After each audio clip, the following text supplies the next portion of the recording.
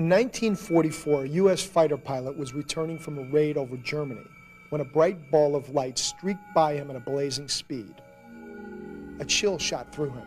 At first, he thought it must be his imagination, but later reports from other pilots confirmed that his experiences were real.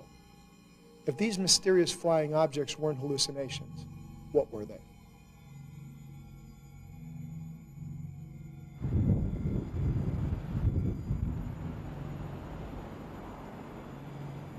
Good evening and welcome to From Beyond. I'm Joey Travolta. During World War II, Allied pilots called the UFOs they encountered Foo Fighters. Far from worrying about these objects coming from outer space, they feared that they were part of the enemy's new arsenal. Was it possible? Were the Germans developing a secret new technology, advanced far beyond what the world had known? The Germans during World War II built at least 5 types of things we would call flying saucers. Today, if we saw them in the sky, we would say they're UFOs. Of course, there's some debate and some mystery exactly how these things worked. Starting with the most basic, the Foo Fighters, what the British and Americans saw in the skies, the bomber formations saw coming up at them.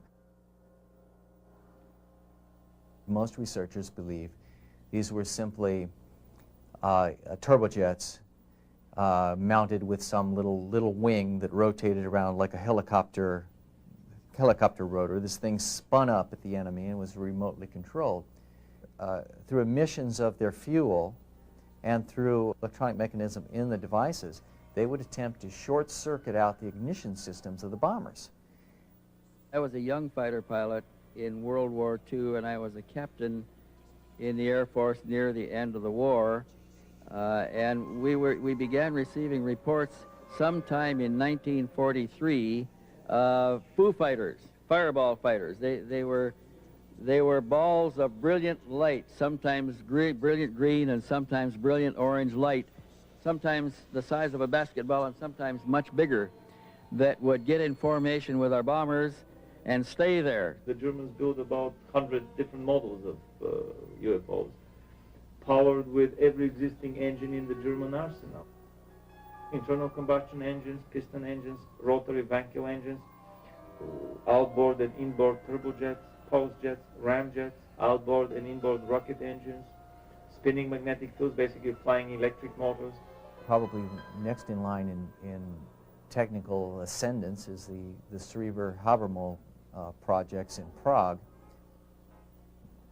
These were spinning tops, essentially. These were jet or rocket-powered vanes, again, helicopter-like vanes with a ring that would surround them and a cockpit area above and below. So from the side, these would look like a perfect flying saucer. These things had, from the start, had problems with stability.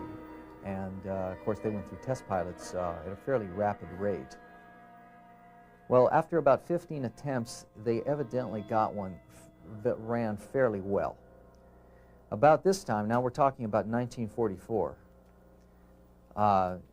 Schreiber and Habermas got some orders to drop their project and move to Breslau and assist in another project which was run by Dr. Richard Mita.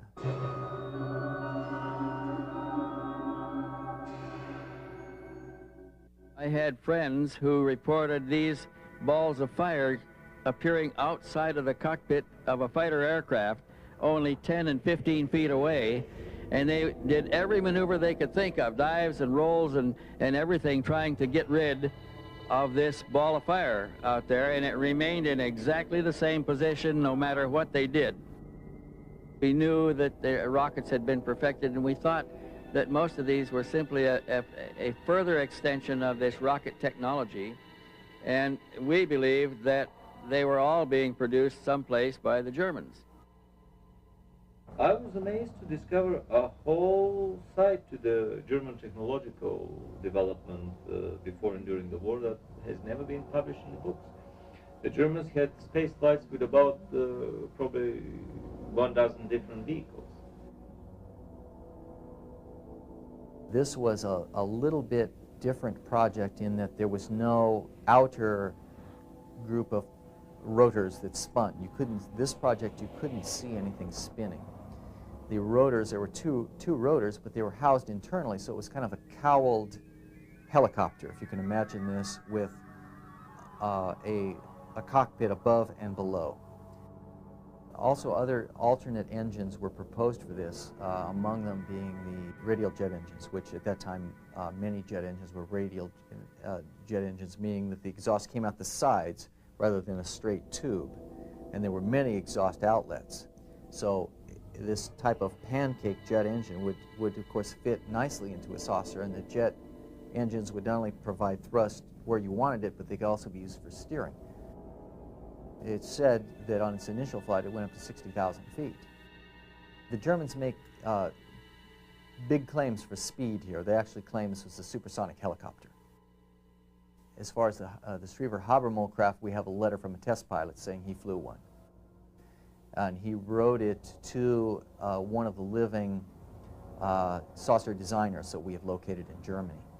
So it's sort of a testimonial letter to him saying, yeah, I know who you are a designer, and at least I want to give you credit for it if nobody else will. English and French got in with Germany first, and they had these fireballs reported over Europe then. They got their name Foo Fighter from the French word for fire, few fighter, firefighters, or fireball fighters. And then the Americans adopted it, and then the English did, and everybody called them Foo Fighters after that. Mattern and Heydrich published a book in Canada years ago, it's about 15 years ago, where they described the German disc research program in considerable detail and published a map showing the location of 8 German disc research facilities. They built a wing version of the V-2 rocket, which would fly twice as long as the usual one. And then they built a manned wing version of that rocket. Anyone who had flown that rocket would qualify for astronauts' wings here in this country, because you can fly higher than 30 kilometers, which is 100,000 feet, and you get the astronaut's wings. The manned V1 project was, they put a little cockpit on a V1, the buzz bomb. And the idea was that they were going to fly these little buzz bombs and guide them manually, and at the last minute bail out. Well, the problem here was that when they bailed out, they had no ejection seats, so they were going to bail out and try to avoid the incoming jet intake. So these were generally considered suicide missions. Hitler didn't like the idea. He said that the kamikaze style was un-German. He said it wasn't worthy of Germans, and so he canceled the program. He canceled the program himself. Well, they had these pilots left over, so they moved them into the Geschwader 200, Squadron 200, was moved into piloting these rather risky UFOs. In late 1944, Schriever and Habermohl returned to Prague to finish work on their type of flying disc. Both of these were called designated V7. This was sort of a competition to get a V7 type craft, which was flying, which was going to, of course, carry rockets and go up after Allied bomber formations, and kind of, kind of a flying platform. At that time, the Germans had not only rockets, barrage-type rockets, but they had rockets that were wire-guided with a 2-mile range. So you can imagine this thing carrying up several of these wire-guided rockets and sitting there calmly with little joysticks blowing up bombers. That was the idea. I have a letter from a test pilot. He claims that he tested one for a 250 to 300 kilometer, rides. So, we're talking about certainly over 100 miles of test flights on this thing.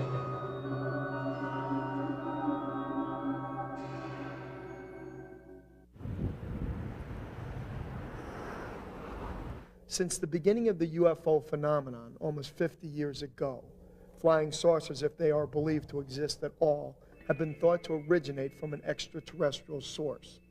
But there is a growing body of evidence that offers a more earthly explanation.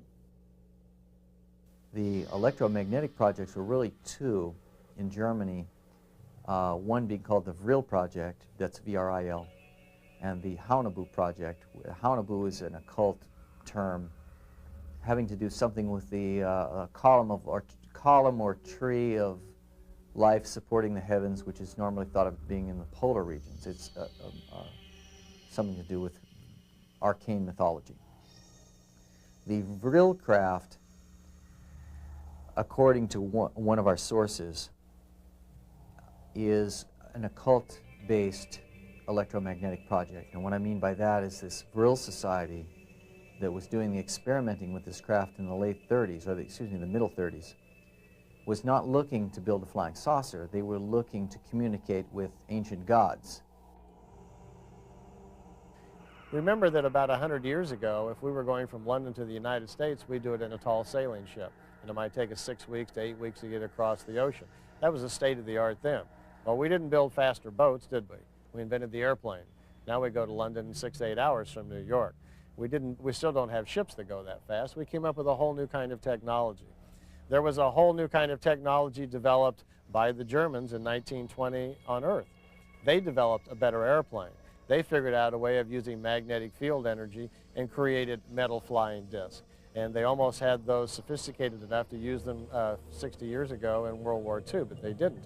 If they had, we'd probably all be speaking German about now.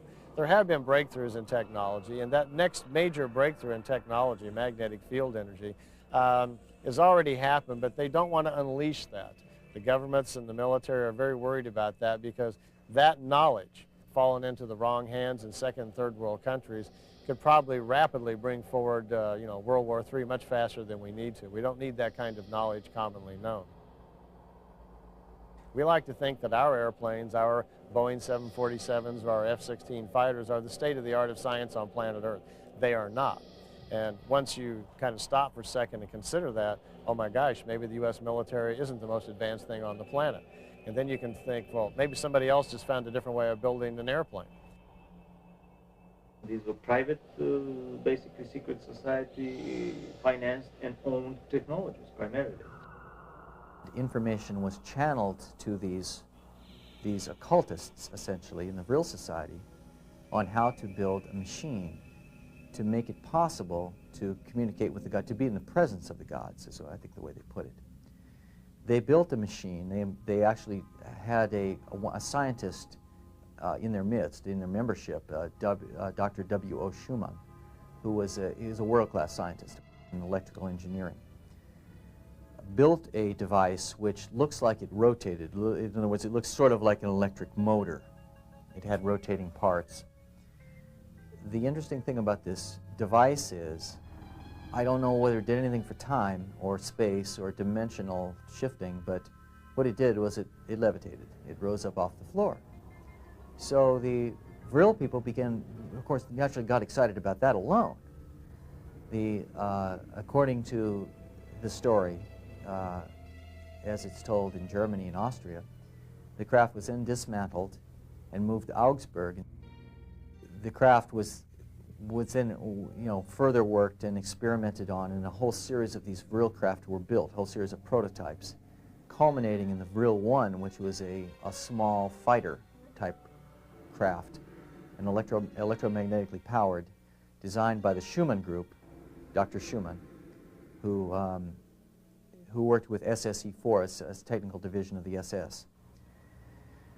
This craft was capable of traveling 2,500 miles an hour, so we're talking about beyond speed, way beyond speed of sound. And in their pictures, the pictures that we have of this craft, which look good, you can see they're so close you can actually see the pilot sitting in the cupola, the cockpit of the craft.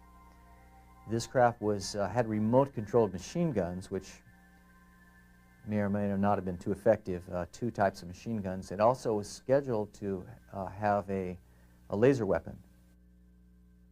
Well, it appears at the time that German postgraduate scientists doing research in the University of Vienna became interested in the metaphysical library at the university there, which is one of the biggest in Europe. It was that group of pragmatic scientists that set themselves up, organized themselves into what they called the Tool Society. They were communicating with discarnate and possibly extraterrestrial intelligence and getting information. group members that thought alike separated themselves from the rest of the Thule group and organized themselves into the Vril Society. The Vril Society grew quite fast, rapidly attracting a lot of scientists, middle-level scientists and senior scientists to it also, and they began trying to produce craft similar to the discs that were being observed. Then within that group, another cell emerged of inner people that called themselves the Society of the Black Sun. And it was the members of the Black Sun Society which became the SS Society. That's the symbol for the black sun. It's a black sun with the black rays shooting out of it and a white SS in it, lightning strokes in it. And the SS became the instruments of reduction of the population.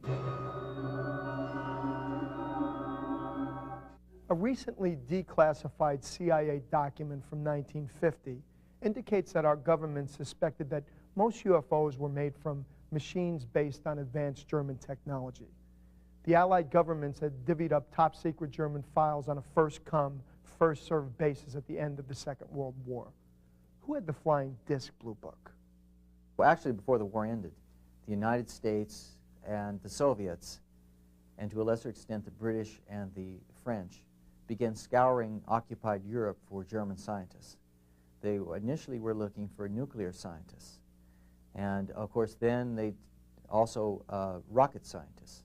And of course they ended up taking just about anybody they thought would be of value to them. For instance, they tried to recruit and later did recruit Victor Schauberger, who was working on models of saucers for the Germans built that flew under a totally different principle. He observed fluids in motion, specifically water, and came up with sort of a tornado spiral type of engine, which many people think of as being a free energy engine. Schriever got invitations to work in the United States. He also got invitations to work in South America from Nazis that didn't want to surrender, essentially it's the SS. And he chose not to do either and spent his remaining days, he died rather young in the early 1950s, delivering Stars and Stripes newspapers on trucks to Allied air bases or Allied bases in occupied Germany. Now this may seem funny, but Stars and Stripes delivery personnel were used extensively by the SS to smuggle people out of Germany. They were basically kept in low profile. They were preparing a dash for the South Pole, to the colony that they've been quietly building up from the late 30s. Mm-hmm. And after 42, when everybody in Germany understood that they were about to lose the war, they would be slowly choked down, they started building that colony at full blast. By the time the war ended, they had about between 100,000 and maybe several 100,000 evacuees there. Elite troops, scientists, engineers, children from the Hitlerjugend to be the seed of the new colony. They began decentralizing German industry. It went to mostly to Central and South America.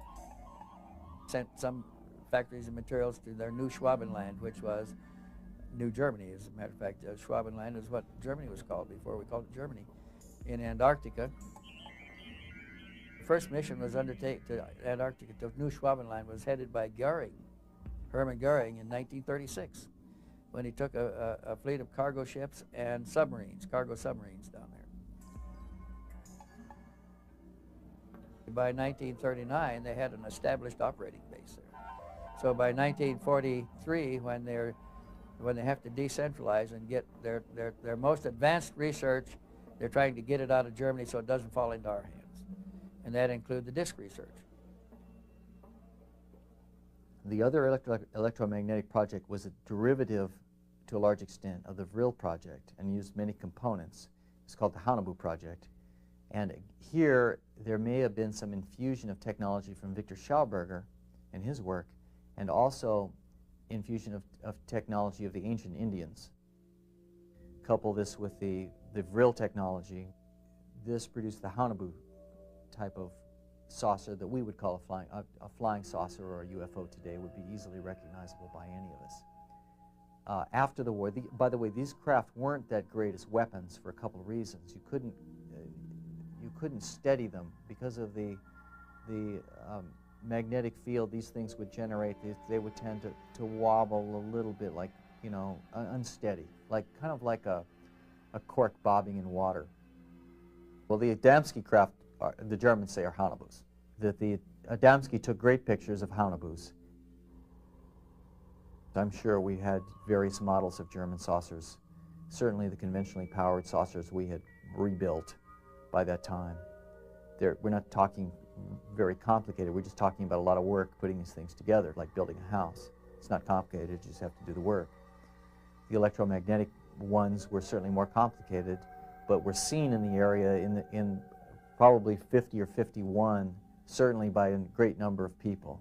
So they were around then in the very early 50s, if not the late 40s. Our post-World War history has been riddled with secrets and government cover-ups. But could an international conspiracy of this magnitude be hidden for 50 years? If UFOs are man-made, then we are looking at an international cover-up of staggering proportions. Is it paranoia or terrible truth?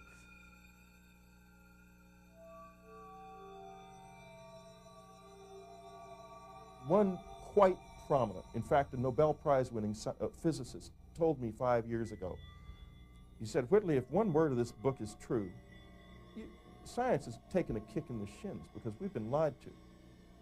He said to me 3 days ago, science took a body blow.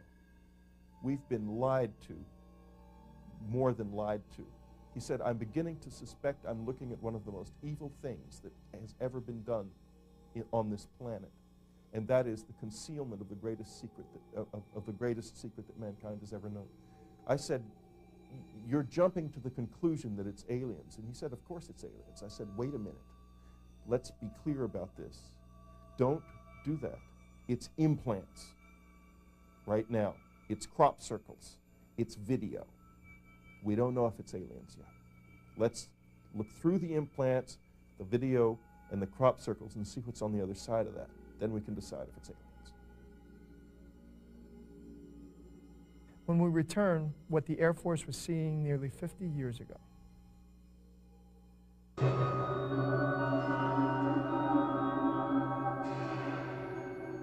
Whenever a country was overrun, there's a whole branch of the service that does nothing but collect the technical information. There were trucks with drivers waiting to be backed up to the factory facilities where the soldiers that were overrunning the place were looting the files and bringing them out to the trucks and loading them, and they hauled them away. Within hours of the fall of a town, all of the technical material in the factories that supported the operation was being hauled away, and that was all collected and shipped back to the United States for study. Now, we collected it because we wanted to see what they had been doing. We also wanted to see what they were going to do, what their future plans were, see if they were running ahead of us or behind us. And if there was anything in development that we didn't know anything about, we quickly began a study of it. We were all doing this. The French were doing it, the British were doing it, the Australians were doing it, everybody was doing it. And if we had been conquered by anybody else, that would have happened to all of our documents or records. They would have all gone elsewhere. The story, of course, is that, 30 countries are working on UFOs or UFO-like craft. Dr. Mita worked in North Africa, in Pakistan, and in all places Israel before coming to the United States. The UFO phenomenon itself is multi-causal, and we're having trouble understanding it because we don't face up to that fact. For example, I studied vehicle interference reports. It was my first general huge project in ufology in the 70s. And there's a class of reports that involve car stopping, vehicle interference reports, that are little orange balls of light, little red and orange balls of light. They look like ball lightning, but they don't act like ball lightning. And they're a little bit bigger than ball lightning, and they hang around for longer than ball lightning, but they don't look like alien spacecraft either. And there's another part of it that I'm convinced in the last 10 or 15 years at least has been secret government aircraft, at least in this country. I don't think necessarily South America or someplace, but more and more the government is flying remotely piloted vehicles that have strange shapes, You know, the Israelis in the Middle East, you never hear about this, of course, because it's top secret. Every day the Israelis fly strange-shaped planes over all the Palestinian areas in the West Bank. They fly it over Lebanon, and they're remotely piloted vehicles, basically to take pictures to see what the Palestinian rebels are up, and the rebels are up to. And the United States will do this. They did the same in the Gulf War, and you never heard about it because this is more secret than the stealth fighter. These devices, because they're so effective. Well, if they're testing these things out west, obviously we may in fact be seeing some of these things and think they're UFOs. Then, of course, there's a third category of UFOs, which might look like flying discs and might be alien spacecraft. I'm absolutely convinced, like almost all scientists are, that there's life in the universe, teeming with intelligent life. And I believe that it can get here, and it could happen any day, and it doesn't have to even be what we've been experiencing here. For example, Jacques Vallée says UFOs are real, they are not alien spacecraft. Okay, that's what those are the two fundamentals, I think, of his position. They're real, they're not alien spacecraft. Let's say he's right, but maybe tomorrow the alien spacecraft will be here, and I think it's inevitable. In fact, that's I guess my fundamental point here. It is inevitable that we will contact alien life someday. The only question is, when will it openly occur? Maybe it's already, of course, occurred secretly, but when will it openly occur? Waking abruptly in the night, paralyzed, terrified, surrounded by alien creatures. Abducted and taken where? A laboratory? Spaceship? Laid out on a table and probed, surgically embedded with implants. Is this reality, or is it a nightmare from beyond? What happened to me first was in Christmas of 1985. I had a shocking close encounter that left me completely undone because it appeared to be an encounter with aliens. It was very violent and totally unexpected. Came into the middle of a life that was basically unrelated to the UFO phenomenon in any way. I spent months trying to understand what had happened to me from a medical standpoint, and eventually concluded that it was unexplained. I was very frightened by it and began to go out into the woods in the middle of the night to confront those fears. The result of this was that the visitors returned to my life, and that began what has turned out to be a 10-year relationship with them. During that period of time, so much has happened outside of my experience. Along the lines of first the crop circles began to come, things like the Mexican UFO videos began to be made. Now they're extracting implants from people.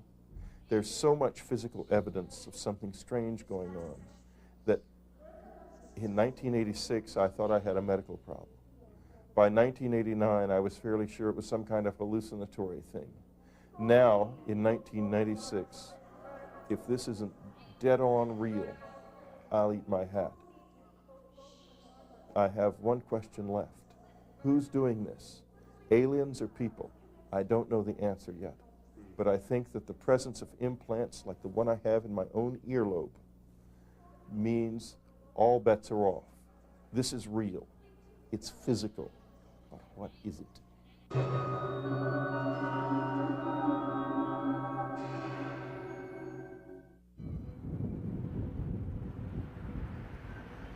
Disturbing stories of alien abduction are beginning to sound all too familiar. Missing time, bizarre medical experiments, post-traumatic stress. In America alone, over 1 million people have claimed to be abducted. We can date this back to the turn of the century with a fairly high degree of accuracy and certainty. Anything past that, and we really lose sight of it. It's a generational, it's intergenerational, it goes back to great-grandma or great-grandpa or something like that, we think. Well, they say that they're taken out of the normal environment, they're rendered powerless, they cannot fight back, they can't say no, they can't say, not tonight, I've got a headache, or anything like that. They're taken on board a UFO, their clothes are removed, they're placed on a table, they have a series of mental, physical, and reproductive procedures that are run on them. There's primary, secondary, and ancillary procedures that are also run, which might be seeing babies, holding strange-looking babies, or seeing incubator rooms with hundreds of columns filled with fetuses in them, or they might have visualization procedures where they're made to envision all sorts of things, which might be disaster scenarios or middle-class, mundane suburban life scenarios, and then they're returned to their normal environment and they forget what happened to them immediately. They are not made to forget about it. In other words, we would expect to find a procedure which basically says you will not remember, you will not remember, you will forget, you will forget. And we'd expect to see it every single time. We never see it, have never seen it ever. It's not there. So in fact, what happens is there's a certain consciousness and perceptual alteration that occurs at the beginning of the phenomenon, which goes all the way through it, and that consciousness alteration ultimately is responsible for the amnesia that takes place. So the best way you can say it is that the memories are stored in an area which are not accessible through normal recall, but which are accessible through relaxed or focused concentration. Hypnosis is one way, and there are other ways of getting it as well. I woke up one morning and walked into the kitchen to prepare breakfast and remembered what had happened during the previous night, little bits and pieces. I remembered that during the night I was lying in a round room, lying flat on my back on some kind of a table or platform, sort of like an examining table in a doctor's office. And I remembered that several entities that looked all alike, exactly like each other in every way, were standing around me performing medical experiments on me. And I remembered what they looked like. They had big, huge black eyes, no pupils, no white. They had no hair. They had just two little holes for a nose. I can't remember their mouth at all. I just don't remember. They didn't have any ears, and they were real slender and an off-white color. I call them a chalky color. And they were somewhere between 4 and 5 feet tall. This is a reproductively oriented phenomenon. This is a phenomenon that's not interested in our defenses, not interested in atomic installations, they're not checking out the flora and the fauna. This is a reproductively oriented program. It is not a study, it is not an experiment. If there were any studies or experiments, they were done a long time ago. We don't see anything even vaguely relating to that, never have. We see a program. I did not consciously remember at that point in time how I got on board the craft or how I left. And the only part of being on the craft that I remember was when I was lying on my back. But I remember that the room was round, which I thought was strange. You know, I didn't see any corners like we have. And that's all I remembered at that time about that experience. But now, we have to put this in context here. In the late 70s, I'd never heard or read anything about abduction experiences. So even though that experience seemed as real to me as any other conscious, awake aspect of my life, I had no context in which to put it.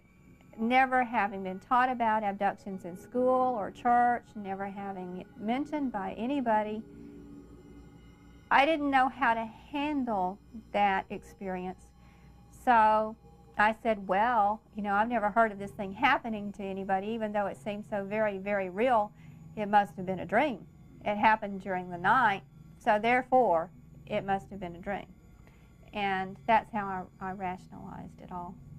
I was thinking about abduction cases more in the late 80s, maybe 87 or 88, because they were becoming so prominent.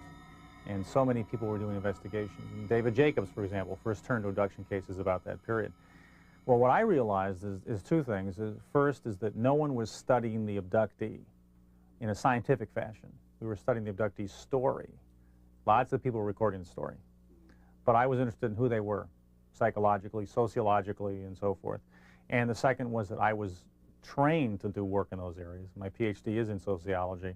And I knew a couple people who work with the center who would be a good asset for a study of abductees and their characteristics. For example, we're getting slightly more females than males, which most people, we get the same percentage, but not overly, you know, not overtly 9 to 1 or something, but a few more females than males. We're getting many more whites than you would expect in population. And I think that has a lot to say about the cultural aspects of UFOs, more so than what aliens might be doing. Otherwise, they're very normal in terms of their education, actually slightly higher educated than the populace as a whole. Very much otherwise just what you'd expect in terms of where they live and their jobs, you know, and everything like that. So they're fairly normal with a few differences like I've mentioned. Psychologically, it's a little more interesting. Most of them are what you know, we'll use the word normal in quotes. Most of them are normal. About 20% are not. Of those 20%, they show a diverse group of syndromes or symptoms or characteristics, with the schizoid personality possibly being the most common of those. But that does, even putting those aside, that leaves 80% of the people we've talked to or worked with as being basically normal, okay? Not having any characteristics that would lead you to say, oh, that characteristic must be why they say they're an abductee, okay? Also, we looked in the fantasy-prone hypothesis and found out that it doesn't wash. Again, a very small percentage, maybe 10%, are what you call fantasy-prone, but the vast majority are not. Nor are they necessarily highly hypnotizable. There's a test you can use for that, and we found that most of them fall within the normal range of that, which means they're not particularly susceptible to being led under hypnosis, which is always one of the important questions people raise. And we looked at other characteristics as well, just odd psychological characteristics like out-of-body experiences. That's one thing we found that's interesting, is that most of these abductees do have out-of-body experiences. Now, the population as a whole is about 10 to 15% say they've had an out-of-body experience. Our abductee population is 60%. And I woke up, and I remember sitting up from my waist up, and there was something holding my legs, holding onto my legs, and I lifted up, and my legs were spread apart, and there were 3 small gray beings around my legs. And I always interpreted it as being something sexual because that's where they were, but no other clue beyond that. I woke up and I sat up and I looked at them at very close range, and the next memory I have was floating out the window and going up, and it was cold, and went to a craft, a gray metallic craft that was above the house, not too far above, and it had a humming noise to it, and and the roundness of the craft, I remember the roundness of the craft as I was going up, the metallic gray, a humming noise, and the color. Went into the craft and have no memory of anything happening in the craft until I was leaving. And as I left, there was a tall, blonde, 8 foot. Now, if I'm off 6 inches, I'm off. But I looked up at him, and he put his hand on my shoulder and said, he had long blonde hair and was wearing white, and said, "Do not be afraid of the unknown." Coming up, more stories of alleged alien contact. I had experiences that I remember just little bits and pieces of, like I might remember a force field taking me out of the house, or having me lying horizontally over my bed, and I started having flashbacks of the big black eyes staring into my eyes. I think it's possible that I was having experiences periodically throughout that entire period of time, but something was blocking my memory. The way I relate it to my ET experience is that I believe that our government military have erased portions of my memory intentionally. Woke up in the middle of the night, and I was awakened by the fact that I felt like I was in motion. And I turned out to be in a little room full of what looked to me like gigantic insects, which were peering at me. I thought it was a nightmare, and I kept trying to wake up from the nightmare, but the nightmare was happening while I was awake. I was not home in my bed anymore. I was in an entirely different place. And they fired a needle into the side of my head. They did a rectal probe into my body. There was a voice, like an electronic voice, going, "What can we do to help you stop screaming?" It was an appalling experience. It was indistinguishable from real life, except as I understood real life at that time, it was something that couldn't happen. That was the first experience. Subsequently, there were many different types of experience, close approaches, encounters, other abductions that eventually led to a situation that I live in now, where there's a very formal structure to the encounters, and they come only at particular moments. Like, I needed some information for the last chapter of the book I'm writing. I needed it from the visitors. There was no one else who could give it to me. There was an encounter, and I received the information I needed for the book. That's the kind of thing that happens now. In other words, it's become communication. At first, it was just dead-on attack. Now it's much more communicative. My fear at that time, even while I was having the experience, was primarily not a fear of them, but a fear of the fact that I could not get out of this, because I thought I had become psychotic and that I could not escape from a hallucinatory horror. Of course, the thing is, it was not a hallucination. That's very clear to me now. It's been 10 years of questioning and searching for me to come to the point where I would say that. However, you can't not say that now. There's too much evidence that someone is here. And the reason I've changed my position so much over these past few years, implants are being physically taken out of people. We don't know whether or not, if you got past all of the interference, you wouldn't find soldiers putting it into her. Or it might be there really are aliens out there doing it. We just can't be sure of anything right now. This is a time not for answers, but for questions.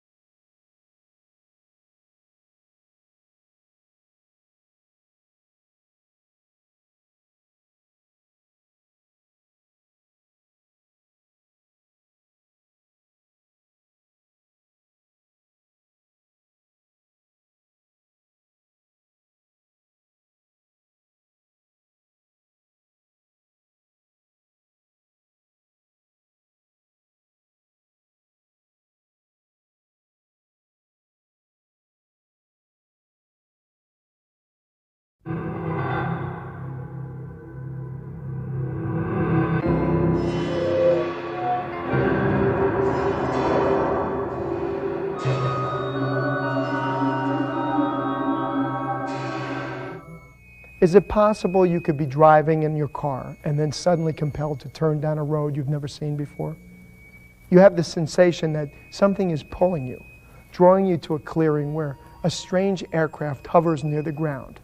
Aliens greet you, call you by name.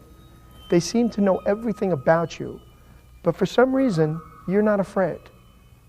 You board the spaceship, fly off to another planet, and then later return safely to Earth.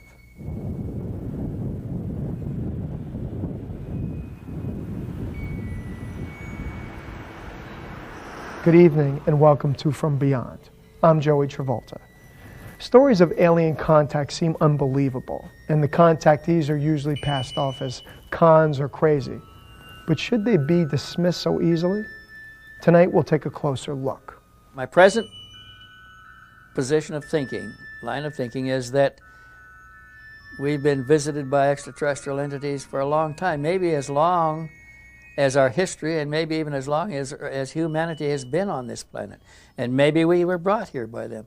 It's a long, ongoing, extended phenomenon. It's not an event that happened recently. We only have the modern wave of it being reported at the present time. I'm absolutely convinced, like almost all scientists are, that there's life in the universe, you know, teeming with intelligent life. And I believe that it can get here, and it could happen any day, and it doesn't have to even be what we've been experiencing here. You know, for example, Jacques Vallée says UFOs are real, they are not alien spacecraft. Okay, that's what those are the two fundamentals, I think, of his position. They're real, they're not alien spacecraft. Let's say he's right, but maybe tomorrow the alien spacecraft will be here. And I think it's inevitable, in fact. That's, I guess, my fundamental point here. It is inevitable that we will contact alien life someday. The only question is, you know, when will it openly occur? Maybe it's already, of course, occurred secretly, but when will it openly occur? There are really two kinds of contactee subcultures in a sense. There was the one that began in Southern California in the 1950s and went on until it petered out sometime in the 60s, was composed in great part of people who claimed actual physical contact with extraterrestrials. And they provided photographs and films of what were represented as spaceships, but which were all too clearly small objects, models. The belief was that there were selected Earthlings who were in regular communication with space people. They were often called space brothers. They were angelic beings, usually with long blonde hair and almost sort of androgynous features, really kind of angels in spacesuits, basically. And that the universe was densely populated, mostly by advanced, benevolent civilizations with an occult philosophy.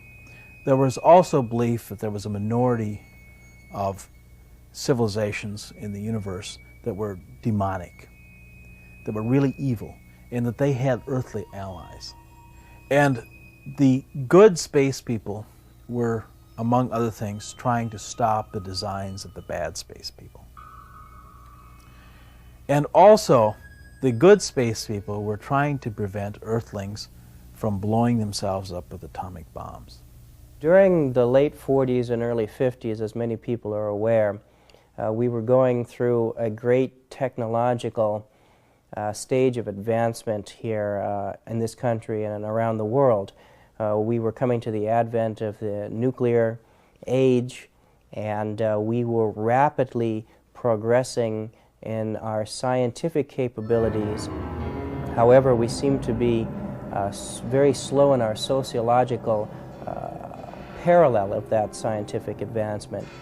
When these craft came to visit us in the late 40s, they were greatly concerned with what we were doing atomically to this planet. We were testing our hydrogen bombs on the surface, in the atmosphere, and we were, for the first time, set up in a condition where we literally had the capability of destroying this planet.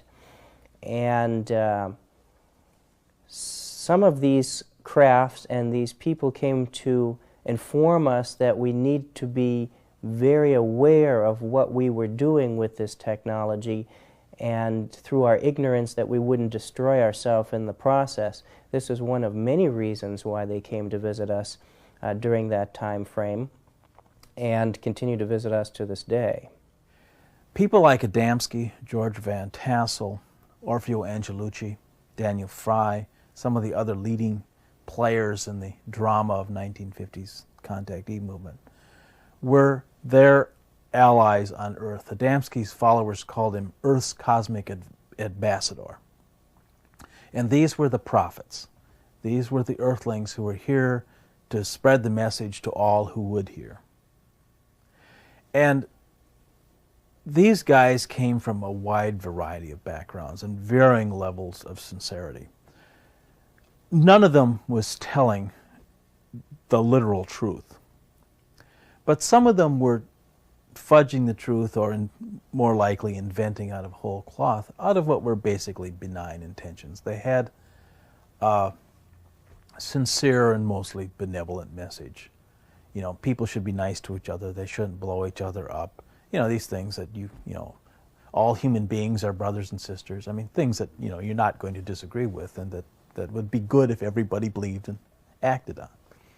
But at the same time, there were other guys who were just sort of veteran swindlers, con artists, sociopaths, people who just saw it as a new way to hustle something. Only as the 70s turned into the 80s and the 90s have we now all become convinced, or most of us, that UFOs are real extraterrestrial spacecraft.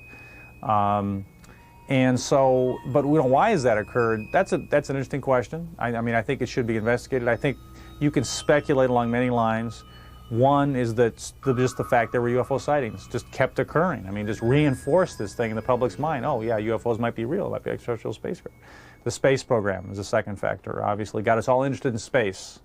The third is that astronomy has become more of an interesting discipline with satellites and you know, space telescopes and all those kinds, and radio telescopes searching for extraterrestrial life with Carl Sagan. So that's a whole other area.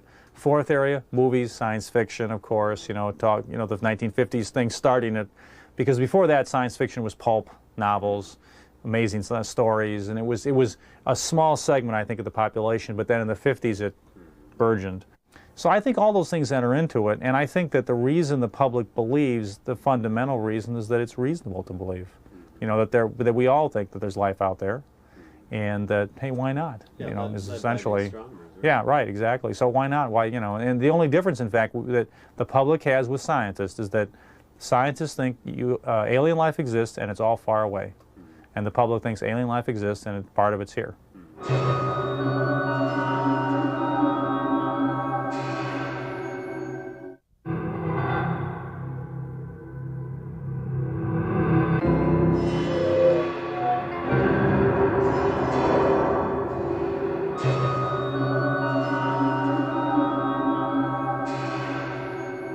George Adamski, founder of the contact movement, enlightened messenger, con artist, respected researcher, liar.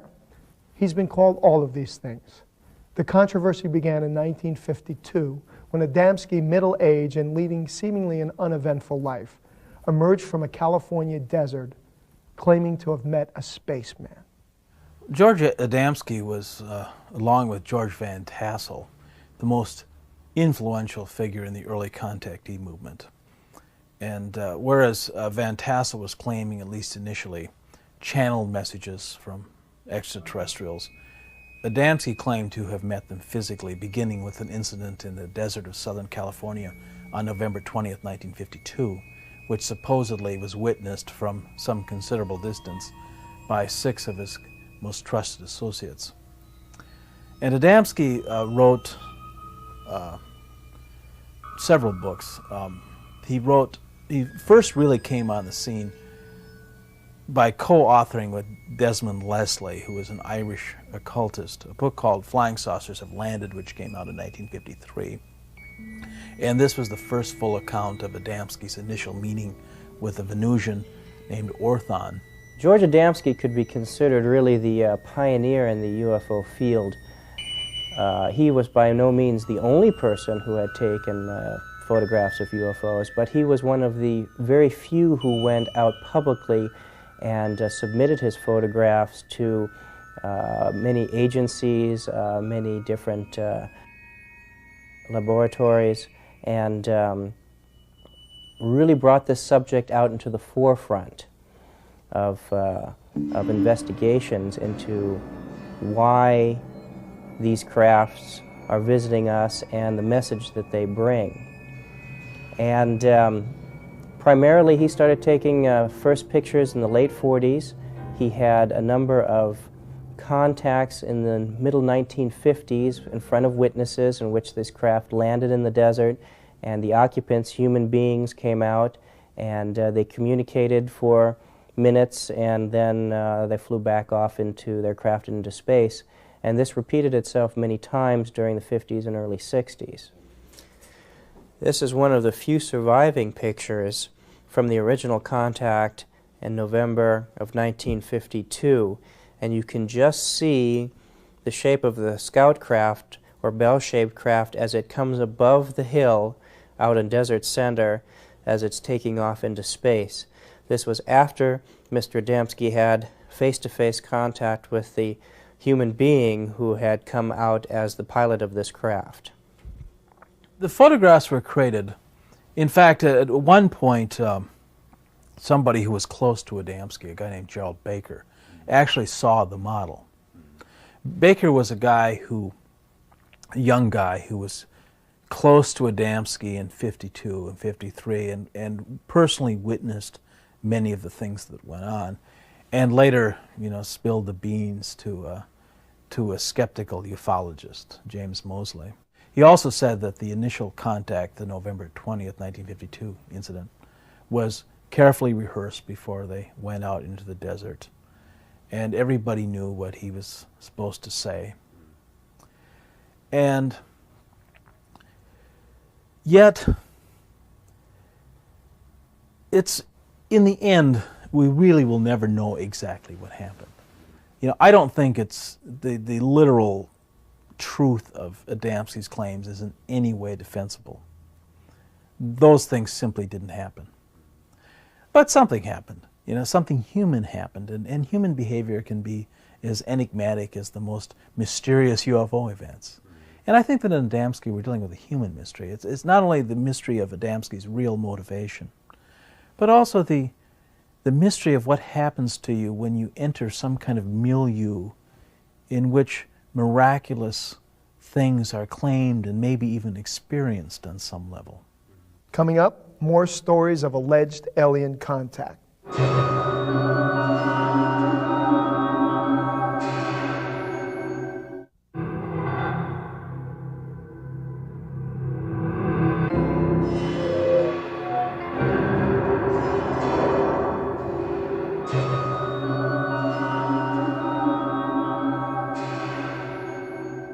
In 1977, William Herman had several opportunities to photograph strange craft that trailed airplanes and flew in erratic patterns over Charleston, South Carolina.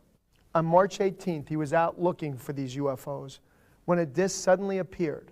It swooped toward him, paralyzing him with a beam of blue light. When he regained consciousness 3 hours later, he was alone in a field 15 miles from home. He and his wife were at home after supper one time when a neighbor lady came to the door to borrow a cup of sugar. And as his wife looked out over the neighbor lady's head, she saw the pinkish orange light, which she recognizes now too. She's seen it enough times, she knows what it is. It's Bill's friend. So he says, Bill, your friend is out here. And he came and looked. He says, by golly, it is. He said, I think I'll get my jacket and go out and take a better look at it. It was flying what they have now recognized as a peculiar triangular pattern along the power lines that run down the Ashley River there. And so he got his jacket on and binoculars, put them around his neck, and walked out the door in his little trailer park where his trailer home was parked, and across a shallow, nearly dry, damp ditch and up onto a railroad track that ran about 10 or 15 feet above the level of the trailer park. He got up on the track and started walking down the track, watching it flying these triangular patterns over the power lines ahead of him, probably 2 or 3 miles away, which is not in the air, that's not very far.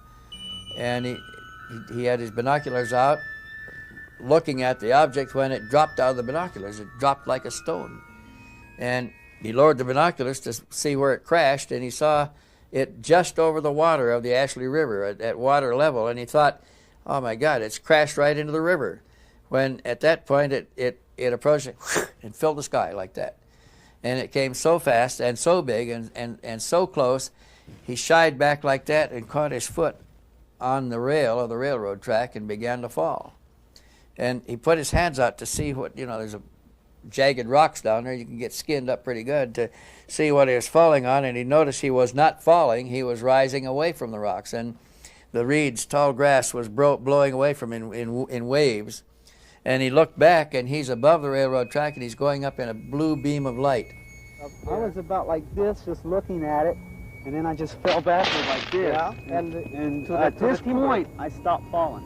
Oh, that's what I couldn't understand, because I like this, and then the light was all the way around me, and I went to push my hand through, and I couldn't. I couldn't move. Yeah, right at this spot. Right at this spot. Because the object filled the area from that bush to that bush. It just filled the area. The light came from looked like it came from the edge.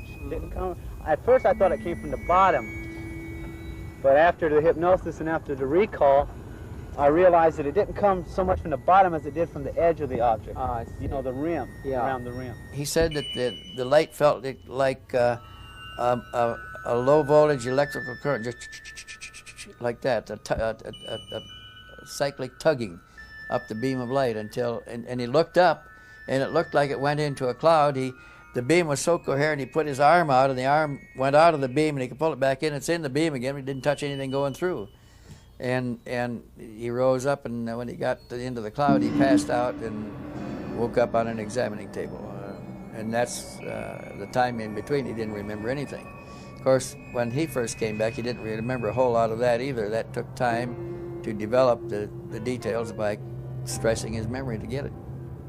First thing I remember looking at was this bar of lights flashing slowly above my head. Now this is what the bar of lights look like. Laying on a table, and your head is up here, and you're looking up. You see blue, green, red, blue, green. Green, blue, red, green, blue. You know, back and forth. Flash, flash, flash, flash, flash, flash, flash, flash, flash, flash. And it was doing this. And the slower this went, the more conscious I became. The more able to wake up and look around me. What I saw when I woke up, it's hard to really sometimes grasp, but it was like I thought in my mind there were doctors, or I'd been hurt, I'd fallen when I remembered the train tracks. I didn't remember the object as much as I remembered falling into the train tracks. And I remember falling, and I thought, oh, I must have broken my back. Somebody must have found me, and I'm in a hospital. You know, and all these thoughts were racing through my head until the three people that were standing there turned and looked at me. And I had noticed that before they had turned, they were looking at this bar of lights flashing on the ceiling, and they were looking at a box that seemed to be off to the side at my feet. And the box was connected to the bed. You could tell it was connected by wires to the bed I was laying on, or the table, or whatever it was. And when they turned and looked at me, it was like all kinds of emotions just surged to the surface at once. Now this is a sketch of what I believe I saw standing next to my bed, or table, or whatever you want to call it. 4.5 feet tall, with a red garment, looked like a pullover jumpsuit, not pajamas, more military looking. And the eyes were spaced apart like ovals with circles inside, dark circles. And the occupant, when they told me to get up, and it was okay. I heard the voice, but I did not see the lips move. I heard it as clear as you hear my voice. You heard it in English? In English. It was in English. Perfect English. Not accented, not deep, not high, just English. I felt afraid because I didn't know what was going on. I felt like this is totally foreign to everything I believe. What is going on here? Why am I here? What is this? All these thoughts going through my head, and all he could say was, don't be afraid. You know, it's like all my emotions and fears were just tossed aside by the comforting assurance of what he said to me. Just, don't be afraid, have no fear, or something to that effect. Come, the time is limited, or something about like that.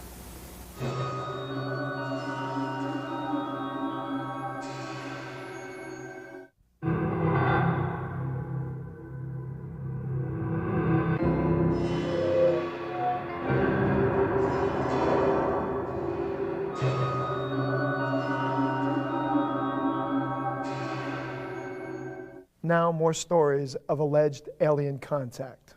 The object itself was like a round pancake shape with a dome on top and a dome on the bottom. But it looked sealed in metal. In other words, you didn't see no windows or no holes or nothing. It moved in a circle above, I'd say about 800 to 1,000, maybe 1,500 feet above the ground. And it moved in not as obvious triangles, but kind of in a flowing, graceful, dynamical fashion. I mean, just sliding in across the sky, you know. Not doing anything that would give it an impression that it would lose control. In spite of its erratic behavior, you could tell it was in total control of itself. I mean, there was just, it was the most one of the most beautiful displays of aerodynamics I've ever seen, as far as being involved in this subject. So you tried to take a picture? I tried. The first shot, I believe the first shot I took came out empty sky. It was moving so fast. I mean, it would go up like this and come back like this. Come around like that. And just watching it was, you know, it was hard. Because when it would go that way, I'd run across the field, and I'm trying to get it in a viewfinder. And I took about 4 or 5 shots like that. And I believe 2 or 3 of them came out, and 2 came out empty sky. They took him to a control panel and sat him down in one of the seats. His escort, who is speaking to him in his language, he hears it in his language, he hears it in his ears just like surround sound. And he tells him, look, and he pointed to the screen, and another ship just like the one they were in joined them. And then the two ships went rapidly again south over continents, over countries and continents, topography, geography changing, just like it's unrolling rapidly, and they approached ground again, the surface, down over Argentina. They took him again to an underwater facility in the Rio Sal, which runs out of a big freshwater lake, a big lake in northern Argentina.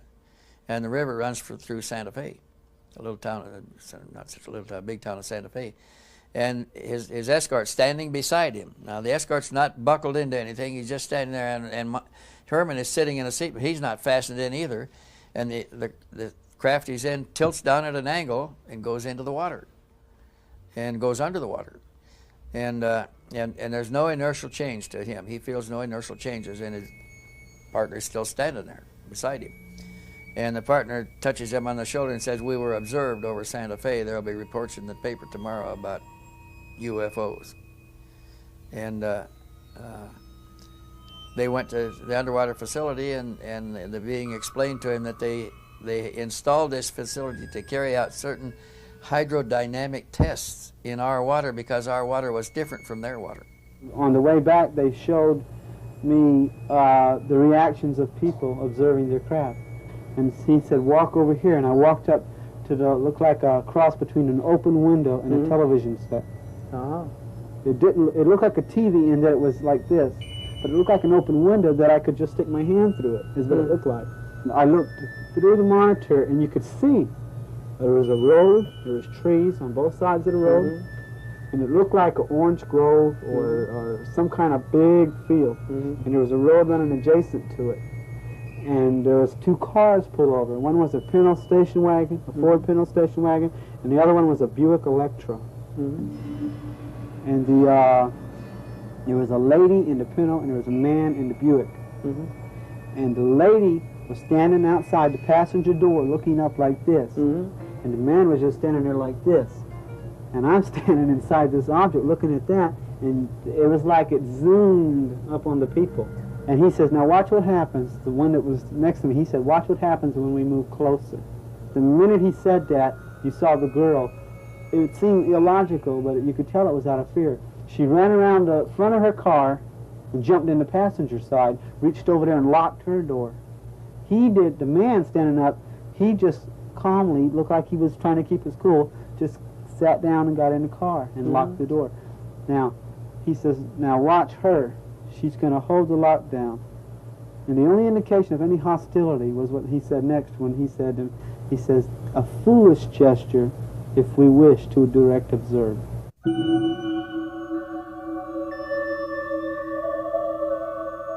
After the examination and they're escorting around the ship, as they're starting to walk through the ship, his host, his guide, said that they would like him. He said, "I wonder if you could make some arrangement with your government to release a damaged vehicle and one of our damaged ships and the bodies of our people." And he said, "Oh, I don't have any connections like that. There's nothing I can do for you there. I don't know anybody. I don't have any, I'm a nobody. There's no way I can help you." He said, "Why don't you do it yourself?" And the alien said, "We have tried." They said, "We sent an emissary to try to negotiate a release. They tried to capture the emissary. He successfully escaped, got in his ship and took off. They tried to shoot the ship down." He said, they're too hostile, we can't deal with them. We're looking for another way. And he said, "Well, how did they crash anyway?" And they told him that they were lost in the western part of your land, they said in quotes, and that the first one they lost was a big surprise to them. And then they noticed that there was a beam, an energy beam being transmitted in the area there, and they thought that it was a new weapon that we had used against them. And when they lost the second one, they became very concerned because they think we're shooting them down, and they had even gone to the trouble of contacting other associated space traveling intelligences to consult with them on the nature retaliation should take for our hostile actions. And while they were doing this, they noticed that the beam continued to operate, that the weapon continued to fire and was running in a circle for, when it was running. And it wasn't aimed at anybody, and they decided that it was not a weapon, it wasn't what they thought it was. They calculated, though, that the ships went out of control when that beam locked on the ship, on the craft, and stayed on for 90 seconds or more. The computer control system would burn out, and it'd go into automatic emergency landing mode. And they didn't have any control of it at all. And they devised a form of shielding, and changed their flight pattern to this sharp angular change in direction that Herman was reporting, so that the radar could not lock on and stay on for 90 seconds or more. It couldn't stay on for more than 2 or 3 seconds. And they didn't lose any more ships after that.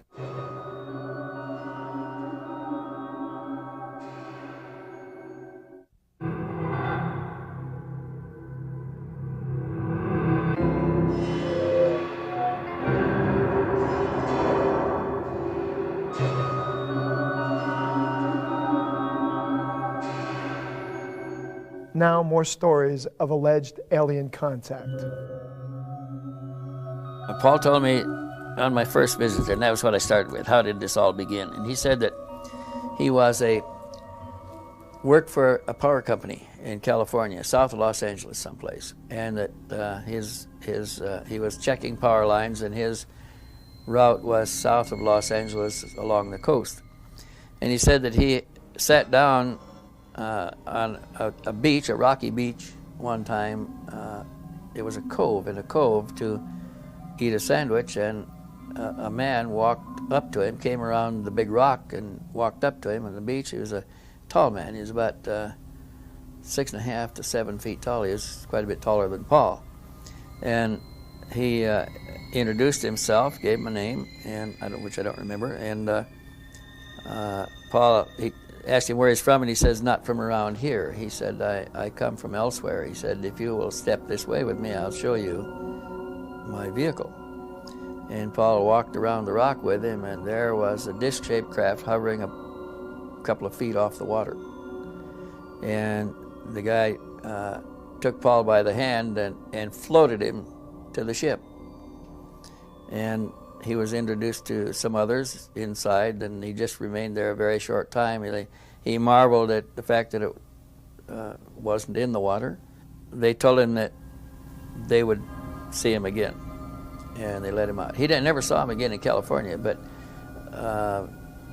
a year or so later, he relocated to New Mexico, where he worked for the highway department there, and he was driving a survey truck, a pickup truck, and his particular job was to drive the back roads and look for damage to bridges, rural road bridges. And he carried a Polaroid camera to photograph any damage, because it's easier to show the picture than to try to describe it in a lot of words. And he was in this truck right here that he used with the Polaroid camera on the seat when he drove down this dry riverbed, and there's a lot of willows and scrub that grows in there, 30, 40 feet tall. And the road winds around among these, and he came around a turn, and there sat the craft in the sand. There's 3 women and 4 men outside. They invited him aboard, and he went aboard and looked around with them. They talked to him aboard there for about 15 minutes, telling him who they were and how they had been watching him for some time, that he had a special relationship with them, or they had a special relationship with him, that he had agreed to these relationships sometime much earlier, probably before birth, but he didn't understand it that way. And that there was a reason why all this was happening to him. And they didn't have any children aboard. He asked them if they had them. They said yes, but not on this craft. That craft came from a larger craft elsewhere in space. They had been coming and going for some time. They said they had other contactees, but they never told him who the other contactees were, and we've never heard of any of them since. They did not encourage him to get any attention over this. They kept a low profile. They did contact him on a frequency of maybe 2 to 3 times a year, and they weren't here all the time. They would come and go, but when they were in the vicinity, they would often make contact with him.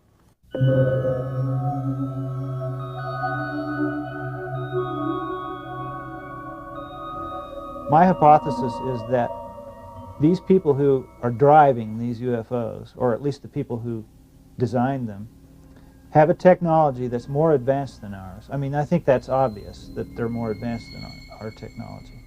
Their technology is so advanced that they have figured out a way to artificially warp space-time the way a black hole does, only without all the gravitational effects that rip things apart into their constituent atoms.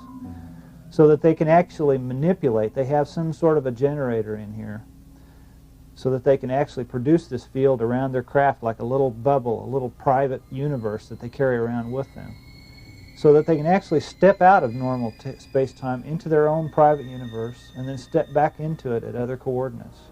So if that's possible, then they can not only come from all these distant places, but they can also come from parallel universes that coexist with ours and we're not able to see because they're on a different vibrational level or whatever. They can even come, probably, from our own past or our own future. Because as the quantum physicists are telling us now, the past, present, and future are not separate. Our idea of the stream of time is only an artifact of our consciousness. It is our consciousness that's traveling.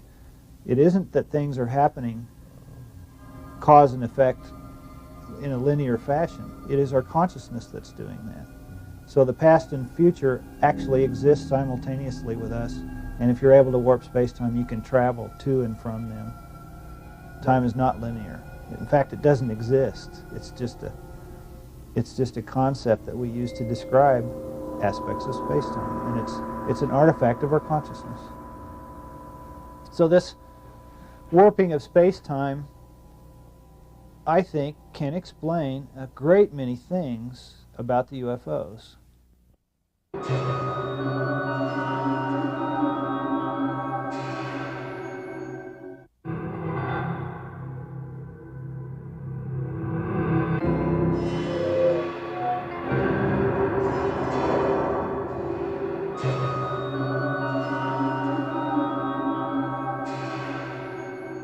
One day in 1975, suddenly and without explanation, a one-armed Swiss farmer named Edward Billy Meyer jumped on his moped and disappeared into the woods outside his village.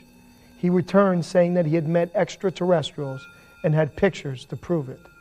The photographs showed spaceships hovering in the air, and Meyer was to take hundreds more photos during his alleged meetings with ETs over the next 5 years.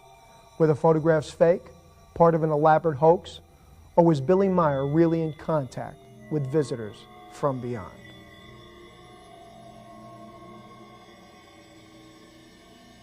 There's a lot of controversy growing around this case, mostly against it. I was willing to take it because of the photographs. I was willing to get involved in it. I'd been exchanging photographs with Lou Zinstag for a number of years.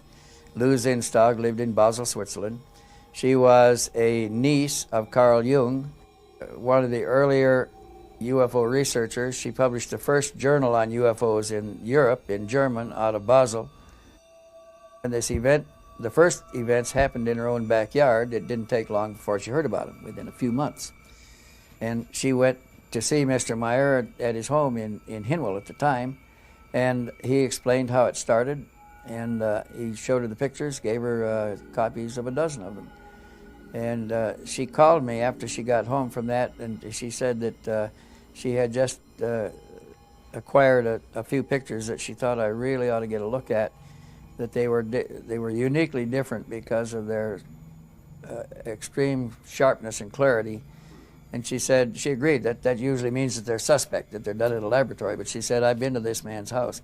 He has no laboratory. He lives in a chicken house with a dirt floor. He doesn't have any money at all. He works as a security guard for a place to live. He gets a small pension from the Swiss government, barely enough to feed his family. Neighbors provide the film for his camera since he took the first pictures. He uses a broken camera that was tossed out by somebody else. She said the lens is jammed just short of infinity. And she said, he has taken these most remarkable pictures. And she said, I'm coming to the States with Timothy Good in another month or so.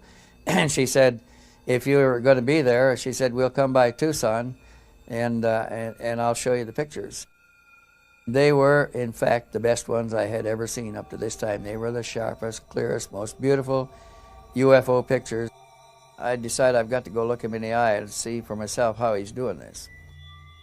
It all started with him when he had been to a metaphysical discussion group where they discussed the Rudive and Constantine experiments in spirit voices. Meyer decided to try this, and he took a tape recorder, which was also a cast-off of somebody else's, and he put a tape in it, and put it in his bedroom, closed the doors and left it, wound it back and tried to listen to it. Couldn't hear anything. He did it a second time, nothing happened. He decided to give it one more try, and then he believed that they were hoaxing the whole thing. So this time, when he wound it back, right at the beginning, when the tape started out, the tape said, Edward, take your camera and go outside. He turned the tape recorder off, picked up his camera, went out and stood outside with it. Nothing was happening. Looked over at his moped, standing on his kickstand there, and decided to get on it. He pushed it, got the motor going, rode down the road, and he rode for, oh gosh, half an hour, just making turns and following his nose, just idly waiting for something to happen. And he ended up in the Frecht Nature Preserve south of Hinwil. It's a forest game preserve. He heard a humming, whining sound above him, and looking up, he saw a silvery disc-shaped object come out of a cloud and go back into another cloud. And the sound stopped. Then he heard it again, and it came out of the cloud again, and he saw it once more, and it went back in the clouds, and the noise stopped.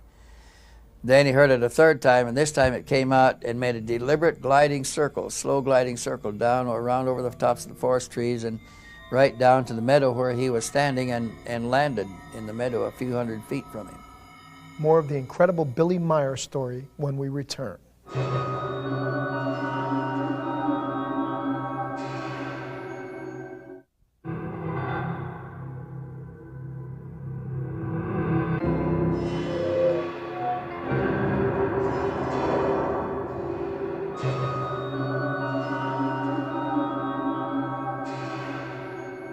Welcome back. We continue now with the incredible Billy Meyer story. This time it came out and made a deliberate gliding circle, slow gliding circle down or around over the tops of the forest trees and right down to the meadow where he was standing, and landed in the meadow a few hundred feet from him. He started running towards it with his camera. He took several pictures of it in its descent. And he started running forward with his camera, and the closer he got, the more he ran into a resistance. He said the resistance felt like standing in a stream with a swift current. And he said the closer I got, the stronger the current got, until I reached a point where I couldn't go any further against the current, and I just sat down on the ground and waited. And then a being came out from behind the craft walking towards him, and he came up to him, and together they walked a few feet back and sat down on the grass, and she identified herself. She said, "You may call me Semyasi." She said, "I'm not from your system here. But she said, I have a very important message for you, and I want you to remember very carefully." And he said, "I have no recorder or no notebook or pencil to take any notes. How can I record? How can I remember it carefully?" And she said, "Listen closely, and I'll help you to remember it." That's how it all started. And that message was the message pertaining to the decay of our ionosphere caused by industrial gases. And she explained to him that they'd come to him in a neutral country, hoping that the neutral country would take a position on saving the atmosphere, because neither of the Cold War powers were inclined to do so. They were the ones that were doing the exploiting. And they hoped that his government would take a neutral position and seek to stop the action. He said, "I don't have any contact with the government. I can't do anything for you. Why don't you go to them?" And then she told him a very interesting thing. She said, "We have gone to one of your presidents." You know, Switzerland has a presidential council. They elect 5 presidents at a time, and the chairmanship rotates. Every few months they rotate the presidency, the chairmanship of the President's Council. She said, we have approached one of your presidents. He didn't tell his wife, he didn't tell any of his colleagues, he has told nobody, and he's keeping the secret entirely to himself, afraid of the consequences of revealing it. And she said, that's not doing any good. So she said, she said, the reason we're posing the ships to allow you to take such good pictures is so that somebody will want to know who are they, where are they from, and what do they want.